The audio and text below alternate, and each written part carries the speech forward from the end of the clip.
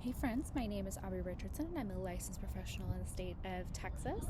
I specialize in working with other helpers, healers, therapists, and caregivers recover from perfectionism, people pleasing, and overachieving. And today we are doing a little Ask Me Anything. Question number one: what inspired me to become a therapist, and how has your career changed since you first started it? I always knew that I wanted to be in the therapy and psychology spaces. I just wasn't quite sure what that was going to look like. When I first started my career, I actually started on the research side, working on a study helping folks with serious mental illness quit smoking and lose weight. And I despised looking at the Excel spreadsheets all day long, but I loved going to sit with the participants and hear their stories and getting to know them. So eventually I switched roles and started to help provide the intervention using motivational interviewing, and I quickly applied to graduate school within 6 months of starting that job. I'm very thankful for my time in research because I'm able to look at new research with a critical eye, and I also really appreciate this integration of mental and physical health very early on in my career. But I am just as thankful to never enter data into a spreadsheet again and to instead focus my energy on listening to other people's stories.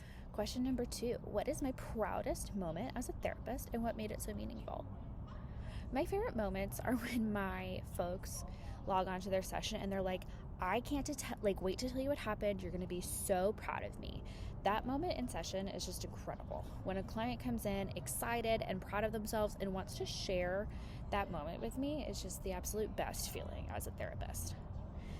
Meaningful change can be really incremental and very slow moving, and having this big moment makes all of the pain and distress that we experience totally worth it. Whether it's finally quitting a toxic job, setting a new boundary, or ending a toxic relationship, I love when clients can see their progress tangibly. Next question: what's a therapeutic tool or method you can't live without, and why? I'm always bringing my sessions back to the present moment through breath and mindfulness. I could talk about the importance of breath and mindfulness for hours. So to keep my answer really short, meditation has changed my relationship with my anxiety and also with myself. And there is such power in being able to recognize your thoughts as you're thinking them and your feelings as you're experiencing them without judgment. Next, what is a clinical challenge that you love tackling even though it's tough?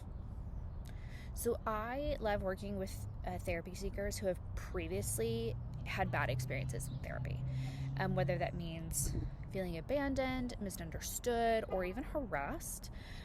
I appreciate the necessary openness, trust, and no bullshit attitude that is required to repair faith in the therapy process.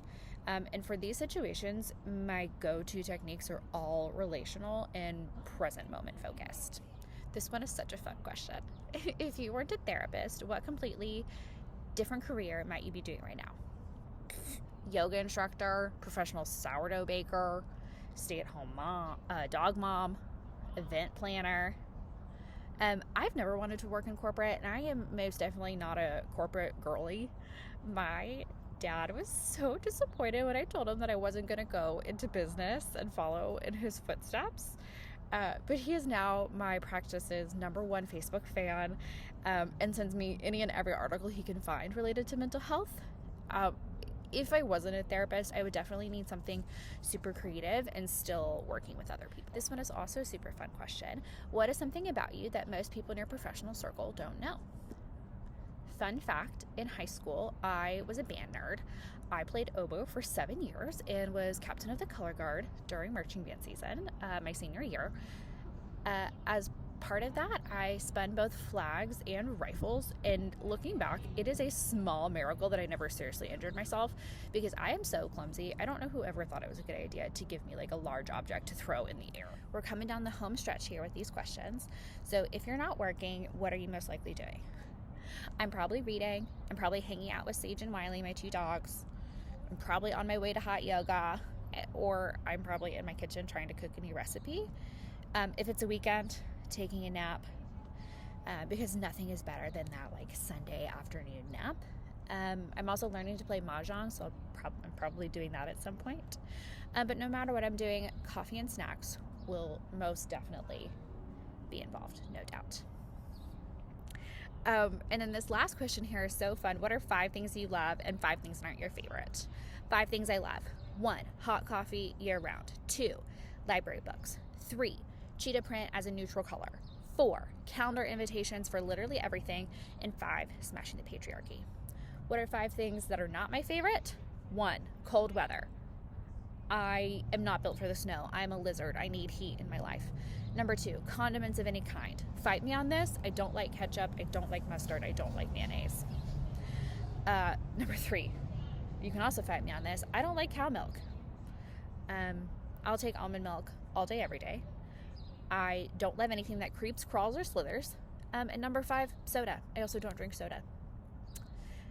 I hope this has been a fun Ask Me Anything. If you have more questions, leave them in the comments below and I will answer them as they come in.